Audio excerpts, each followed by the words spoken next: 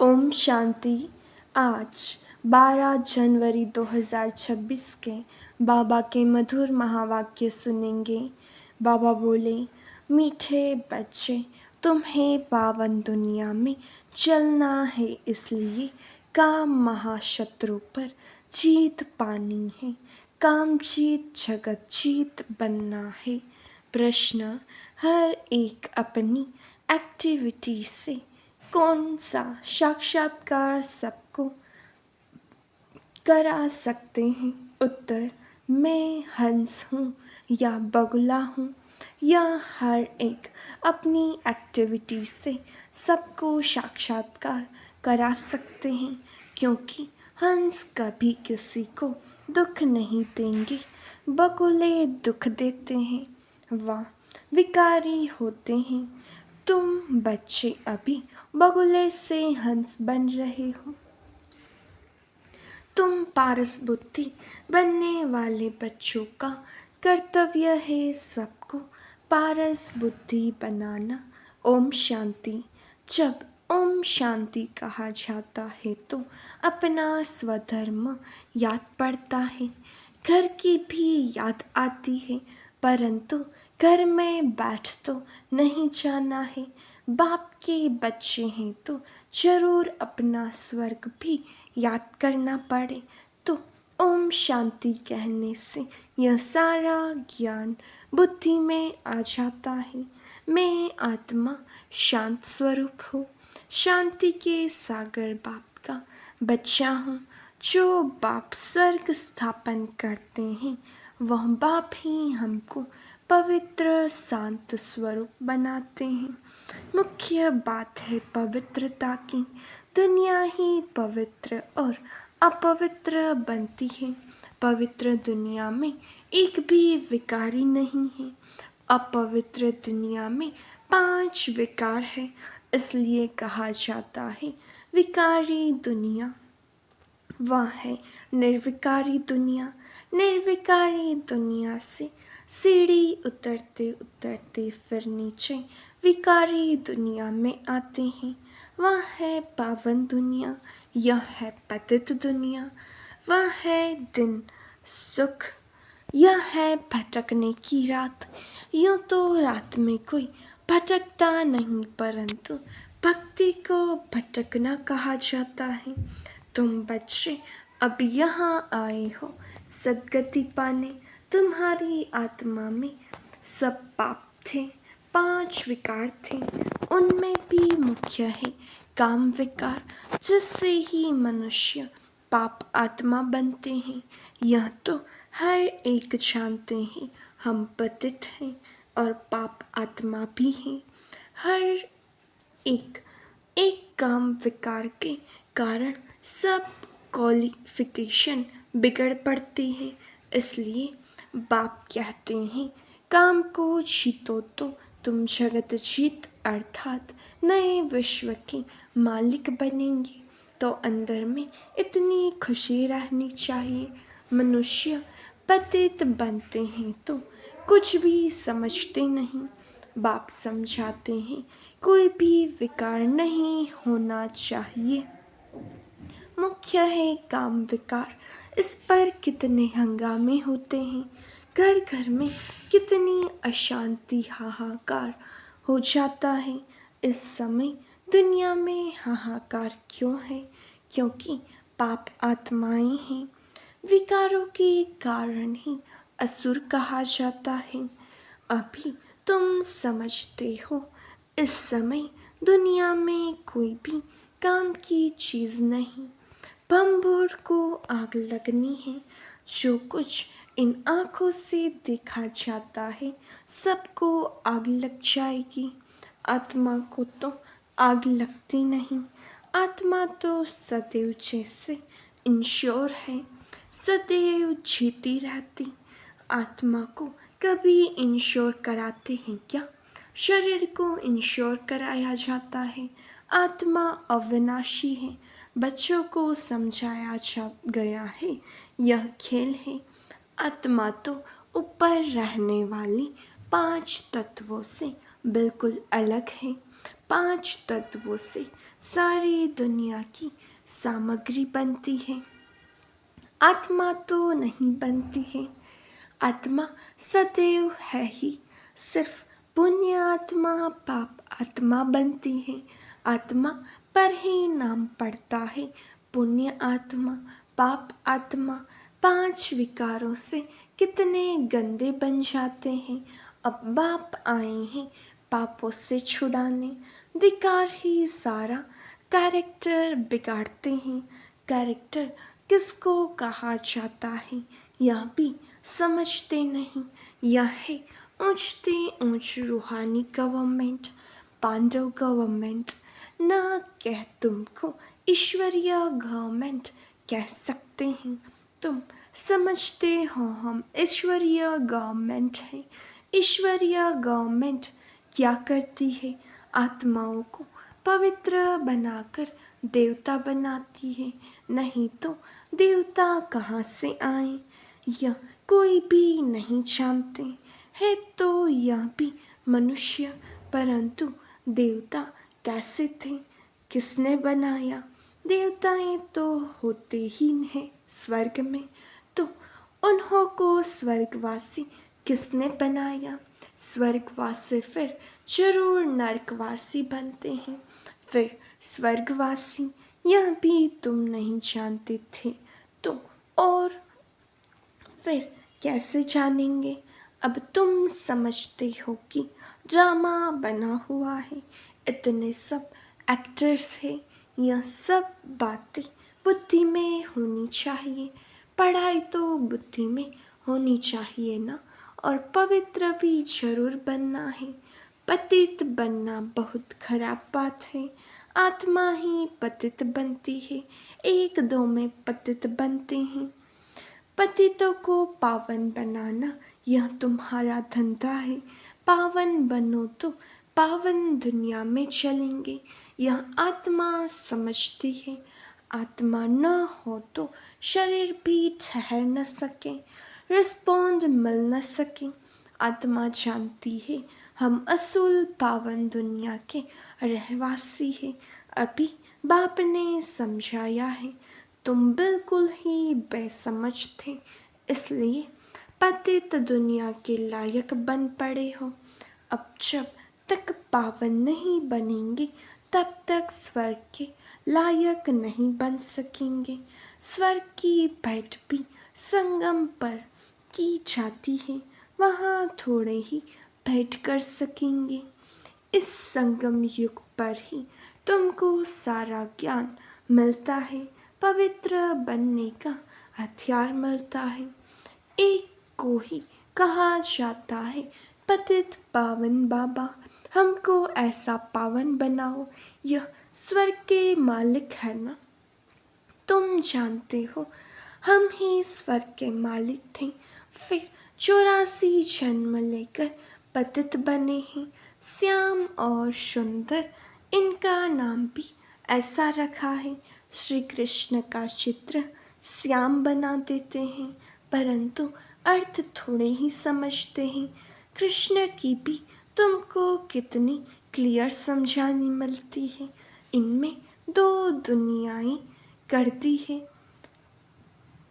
वास्तव में 2 दुनियाएं तो है नहीं, दुनिया एक ही है। वह नई और पुरानी होती है। पहले छोटे बच्चे नए होते हैं, फिर बड़े बन बूढ़े होते हैं। तो तुम कितना माथा मारते हो समझाने के लिए। अपनी राजधानी स्थापन कर रहे हो ना। लक्ष्मी नारायण ने समझा है ना। समझ से कितने मीठे बने हैं, किसने समझाया? भगवान ने लड़ाई आदि की तो बात ही नहीं। भगवान कितना समझदार, नॉलेजफुल है, कितना पवित्र है। शिव के चित्र आगे सब मनुष्य जाकर नमन करते हैं, परंतु वह कौन है, क्या करते हैं, यह कोई नहीं जानते। शिव, काशी विश्वनाथ, गंगा इस सिर्फ कहते रहते हैं, अर्थ जरा भी नहीं समझते, समझाओ तो कहेंगे तुम क्या हमको समझाएंगे। हम तो वेद शास्त्र आदि सब पढ़े हैं, परंतु राम राज्य किसको कहा जाता है यह भी कोई जानते नहीं। राम राज्य सतयुग नई दुनिया को कहा जाता है। तुम्हारे में भी नंबरवार हैं, जिनको धारणा होती है कई तो भूल भी जाते हैं, क्योंकि बिल्कुल ही पत्थर बुद्धि बन गए हैं। तो अब पारस बुद्धि जो बनी है उनका काम है औरों को पारस बुद्धि बनाना। पत्थर बुद्धि की एक्टिविटी वहीं चलती रहेगी, क्योंकि हंस और बगुले हो गए ना। हंस कभी किसको दुख नहीं देते, बगुले दुख देते हैं। कई हैं जिनकी चाल ही बगुले मिसल होती है, उनमें सब विकार होते हैं। यहाँ भी ऐसे बहुत विकारी आ जाते हैं जिनको असुर कहा जाता है। पहचान नहीं रहती।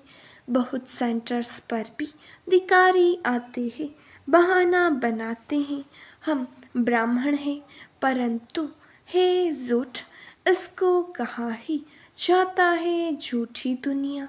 वह नई दुनिया सच्ची दुनिया है, अभी है संगम। कितना फर्क रहता है। जो झूठ बोलने वाले झूठा काम करने वाले हैं वह थर्ड ग्रेड बनते हैं। फर्स्ट ग्रेड सेकंड ग्रेड तो होते हैं ना। बाप कहते हैं पवित्रता का भी पूरा सबूत देना है। कई कहते हैं यह दोनों इकट्ठे रहकर पवित्र रहते, यह तो इम्पॉसिबल है। तो बच्चों को समझाना चाहिए योग बल न होने कारण इतनी सहज बात भी पूरी रीति समझा नहीं सकते। उनको यह बात कोई नहीं समझाते कि यहाँ हमको भगवान पढ़ाते हैं। वह कहते पवित्र बनने से तुम 21 जन्म स्वर्ग के मालिक बनेंगे। वह है पवित्र दुनिया।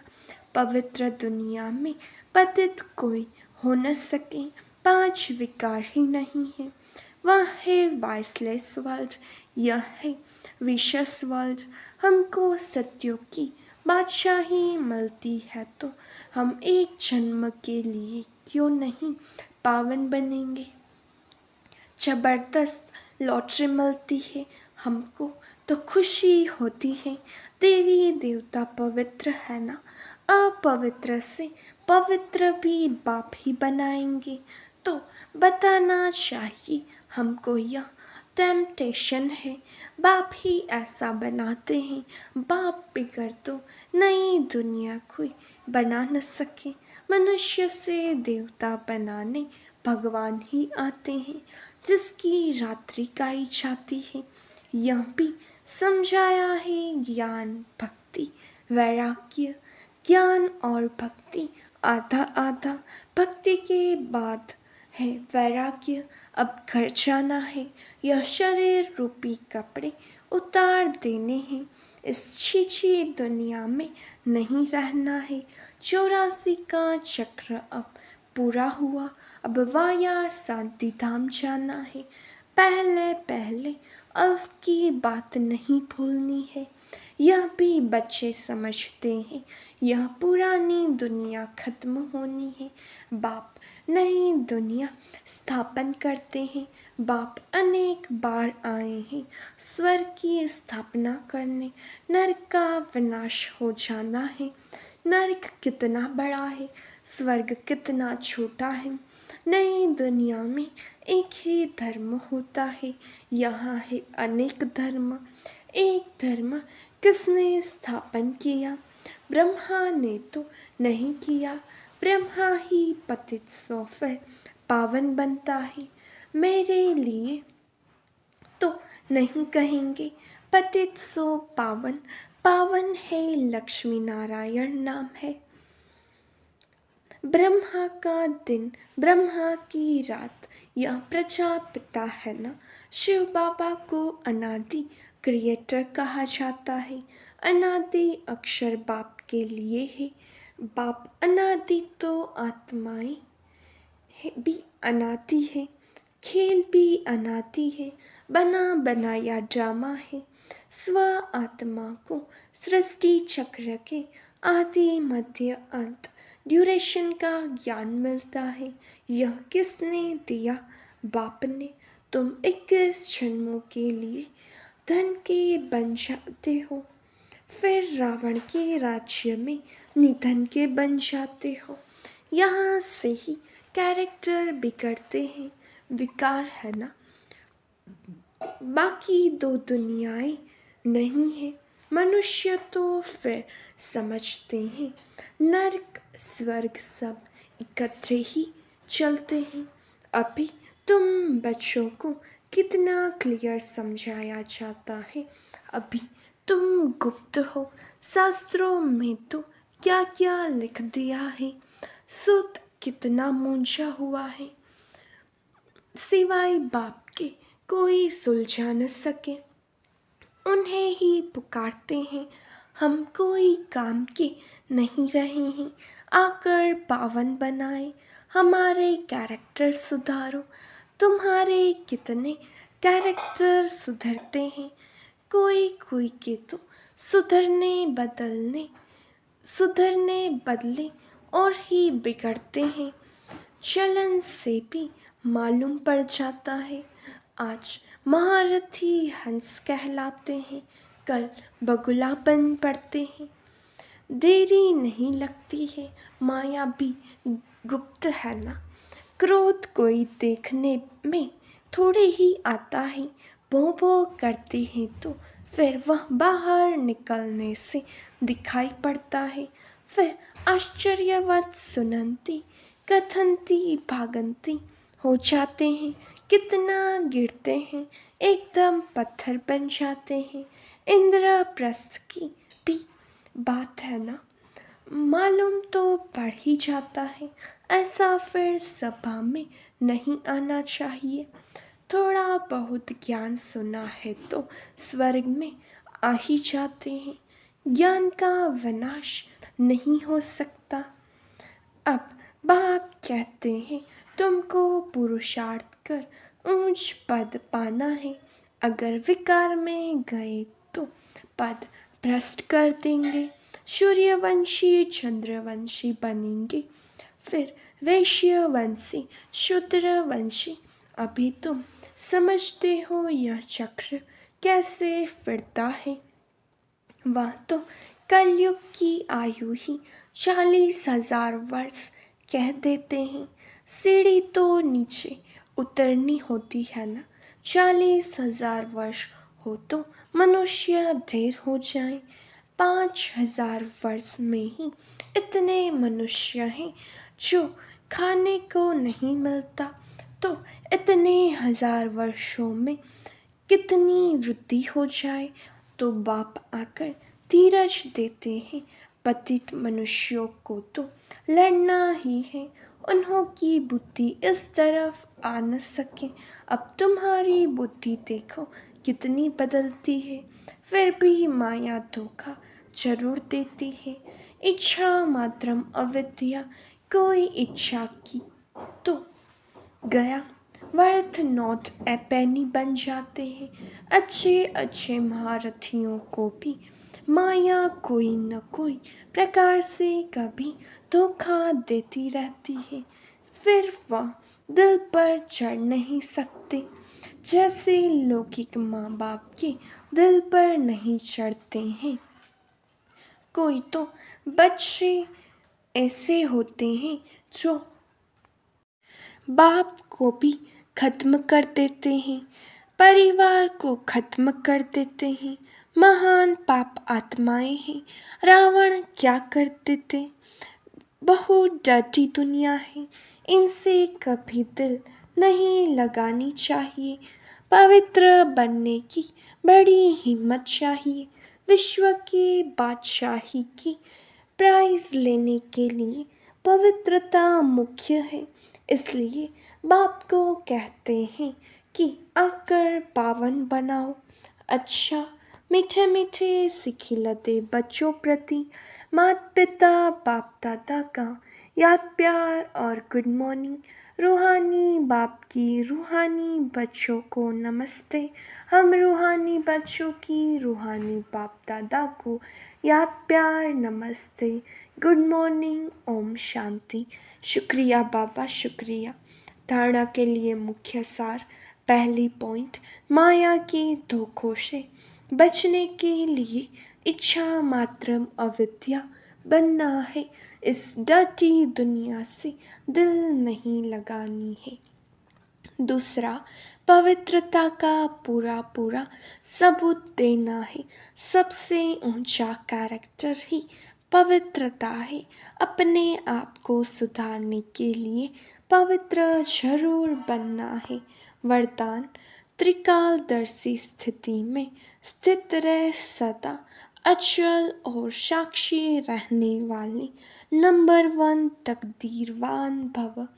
त्रिकालदर्शी स्थिति में स्थित होकर हर संकल्प, हर कर्म करो और हर बात को देखो, या क्यों या क्या या क्वेश्चन मार्क न हो। सदा फुल स्टॉप, नथिंग न्यू। हर आत्मा के पाठ को अच्छी तरह से जानकर पाठ में आओ। आत्माओं के संपर्क में आते न्यारे और प्यारे पन की समानता रहे तो हलचल समाप्त हो जाएगी। ऐसे सदा अचल और साक्षी रहना यही है नंबर 1 तकदीरवान आत्मा की निशानी। स्लोगन, सहनशीलता के गुण को धारण करो तो कठोर संस्कार भी शीतल हो जाएंगे। अव्यक्त इशारे, इस अव्यक्ति मास में बंधन मुक्त रह जीवन मुक्त स्थिति का अनुभव करो।